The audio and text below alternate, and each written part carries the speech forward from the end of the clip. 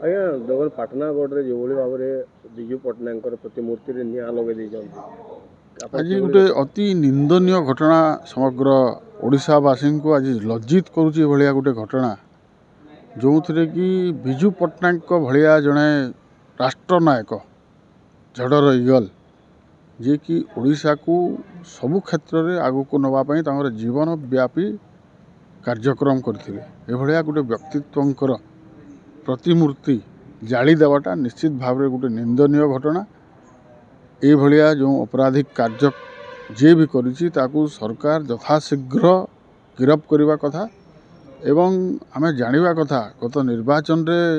ଯେଉଁ ଦଳ ସରକାରକୁ ଆସିଲେ ଓଡ଼ିଆ ଅସ୍ମିତା କଥା କହିକି ଆଜି ଯଦି ତାଙ୍କର ଡିକ୍ସନେରୀରେ ଓଡ଼ିଆ ଅସ୍ମିତା ବରପୁତ୍ରମାନଙ୍କର ପ୍ରତିମୂର୍ତ୍ତି ଜାଳିକିରି ରାଜରାସ୍ତାରେ ପ୍ରତିମୂର୍ତ୍ତି ଜାଳି ଦେବାଟା ଏବଂ ସେଥିରେ ସେମାନେ ତତ୍ପରତା ପ୍ରକାଶ ନ କରି ପ୍ରଶାସନ କାହାକୁ ଗିରଫ ନ କରିବାଟା ଏଥିରୁ ଭଳିକିରି ଆଉ ନିନ୍ଦନୀୟ ଘଟଣା ହୋଇନପାରେ ଏବଂ ଓଡ଼ିଆ ଅସ୍ମିତା ନାଁରେ ଯେଉଁମାନେ କ୍ଷମତାକୁ ଆସିଛନ୍ତି ସେମାନେ ତାଙ୍କର ଦୋମୁହାଁ ନୀତି ଆଜି ସର୍ବସାଧାରଣରେ ପରିପ୍ରକାଶ ହେଉଛି। ଏଭଳି ଅପରାଧିକ କାର୍ଯ୍ୟକ୍ରମ ପାଇଁ ମୁଁ ଯଥାଶୀଘ୍ର ଆମର